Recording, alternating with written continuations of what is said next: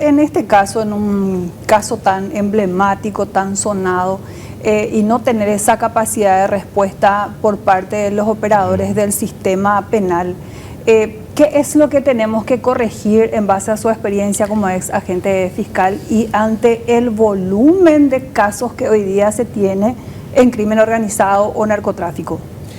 Bien, en primer lugar, esto nos enseña que no importa cuánto dure la prisión preventiva si no tenemos la capacidad de respuesta. Puede durar 10 años también, pero si no tenemos la capacidad de respuesta como Estado de llegar a un juicio y condenar o absolver, no importa la prisión preventiva. Y entonces eso nos muestra que nuestro concepto está errado, porque generalmente lo que pasa es, se ordena la prisión preventiva de alguien y ahí los órganos se relajan, los órganos de persecución se relajan, porque ya está privado de su libertad. Y eso genera un impacto de tranquilidad, digamos que en la población por el tema como vos señalabas, pero eso a la larga, 2018-2023, ¿verdad?, es casi inentendible. Y el otro tema que está atrás, que sí o sí se va a discutir en este caso, es la duración del proceso, que ha pasado sobradamente. Es cierto, va a entrar ahí otra vez el cálculo del descuento y todo eso, pero no hay audiencia preliminar. Exacto. O sea, cuando se llegue a la segunda instancia, necesariamente van a tener que revisar eso. Y hay que ver ahí, como dice Mabel, qué parte es responsabilidad de la defensa y qué parte es morosidad judicial. Exacto, porque puntualizaba yo lo de la acción de inconstitucionalidad, doctor, que se presentó en diciembre del año 2019 y marzo del 2022 sale el fallo. Es inaceptable, es totalmente inaceptable. Y en algún momento tuvimos un debate con algunos ministros de Corte cuando plantearon la reforma del Código Procesal Penal y en cuanto a la duración y la suspensión de los plazos. Y el planteamiento del ministro Martínez Simón apunta a la actuación dilatoria, ¿sí? Y bueno, y establece sanciones y ese tipo de cosas. Y yo había manifestado en su momento, cuando tuvimos ese debate, que si se va a discutir la sanción procesal, tiene que analizarse todo el sistema, no solamente la de los abogados defensores, porque el sistema no funciona con una sola parte. El sistema funciona con jueces, con secretarios, con fiscales, con camaristas. Entonces, en algún momento hay que hacer eso, pero estamos todavía muy lejos y yo creo que es muy oportuno que ustedes traigan un caso así, porque es un caso que nos llama la atención y nos debería servir para pensar qué pasa en otro tipo de casos como estos, ¿verdad? Claro, porque se habla y mucho hoy día, doctor, de el sistema penitenciario, que está colapsado, sobrecargado y todo el sinfín de problemas que trae también un sistema así hacinado. Pero tenemos que mirar las distintas aristas de por qué hoy día tenemos las cárceles abarrotadas. Y como usted mencionaba, el caso de Reinaldo Javier Cucho Cabaña es un caso. Muchísimo. Es un caso. Pero ¿en cuántos otros casos estará ocurriendo esto? Que una persona procesada sin juicio siquiera está ahí en un calabozo, en una penitenciaría. Y es lo que nos ha llevado a varias denuncias ante la Comisión Interamericana de Derechos Humanos, independientemente del caso. Es decir, el Estado se tiene que encargar de asegurarse que esa persona esté a disposición sin tener que encerrarle.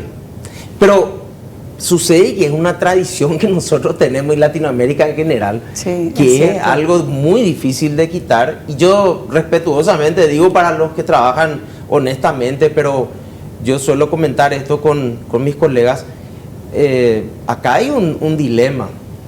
La prisión en Paraguay es una máquina de hacer dinero. Entonces, ¿cómo hacer contra esa maquinaria para cambiar la mentalidad y ver herramientas diferentes que no sean someterle a una persona sospechada o condenada o acusada a un sistema triturador que cobra hasta por el espacio del colchón? Entonces, ¿cómo políticamente podemos combatir eso? Porque ahí hay gente que se enriquece con eso. Así mismo, doctor, Esta semana ocurrió algo que parece que pasó medio desapercibido, no le dimos tanto enfoque, incluso nosotros los medios de comunicación, porque justo fue el día en que Reinaldo Javier Cucho Cabaña obtenía su arresto domiciliario. Un ministro de Justicia fue corrido, entre comillas, de una cárcel por un clan que se formó en la penitenciaría. Que maneja esa cárcel. Maneja esa cárcel y nada más y nada menos le hicieron correr a un ministro del Poder Ejecutivo, ministro de Justicia.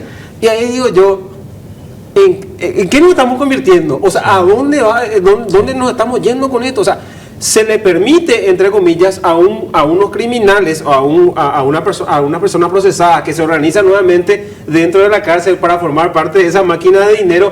No nos gusta lo que estás haciendo acá, fuera. Al que está administrando esa penitenciaría. Sí, esto fue incluso confirmado por la anterior ministra de Justicia, Cecilia Pérez. Ella dijo eso claramente. Las penitenciarías, todas, están controladas de alguna manera por estas organizaciones criminales. Y como vos señalás, no escuchamos todavía un proyecto del Estado para decir, bueno, retomemos esto. Claro. ¿Cómo puede ser que nosotros solamente designemos directores y ellos siguen controlando lo que pasa ahí, lo que no pasa? Quería señalar una cosita más para pasar después al auto interlocutorio, que yo suelo señalar. Esta ley que se está utilizando, la 1340, como bien lo dijiste, es del año 88. No, 80. 1340/80, después 80. Se modificó en el 88. Claro, y es lo que nosotros conocemos hoy día, claro, 88. Pero realmente la 1340 es del 80, ¿verdad? Entonces, nunca ha funcionado. 50 años, ¿te imaginas? Nunca ha funcionado. Y nunca se ha revisado, salvo en el 88. Espera, no, yo tengo 88, nací, 35 recién tengo. Yo dije, ¿cuántos años lo que tengo? No, me hiciste entrar en duda. 80, por los 80 no me dio y fíjense ustedes que tiene penas altísimas. Sí. Y supuestamente tiene que ver con prevención, pero respetuosamente para los que sancionaron esa ley, este es un enlatado que se le impuso a Paraguay por la época del combate contra el narcotráfico y todo eso, ¿verdad? Y hay una cantidad de figuras que no tienen nada que ver con el Código Penal, ni con el Código Procesal, ni con el Código de Ejecución. Y se aplica a rajatabla y todos los jueces tienen miedo cuando les toca un caso así. Claro. ¿Verdad? Entonces, y que de hecho tiene a numerosas mujeres también privadas de libertad. Y sí, son por personas, microtráfico. Exactamente. Por microtráfico. En el Senado se hizo un estudio de ese tema de mujeres involucradas en caso de microtráfico, y es realmente un drama muy grande porque son personas, mujeres, que son extraídas de su núcleo familiar, donde a consecuencia de eso cayeron, porque sus tíos, su hermano, su papá, su suegro se dedica a eso, y cuando salen del cumplimiento de la pena, vuelven al mismo lugar, ya con una familia desmembrada y sin ningún tipo de asistencia. Es un drama muy importante eso.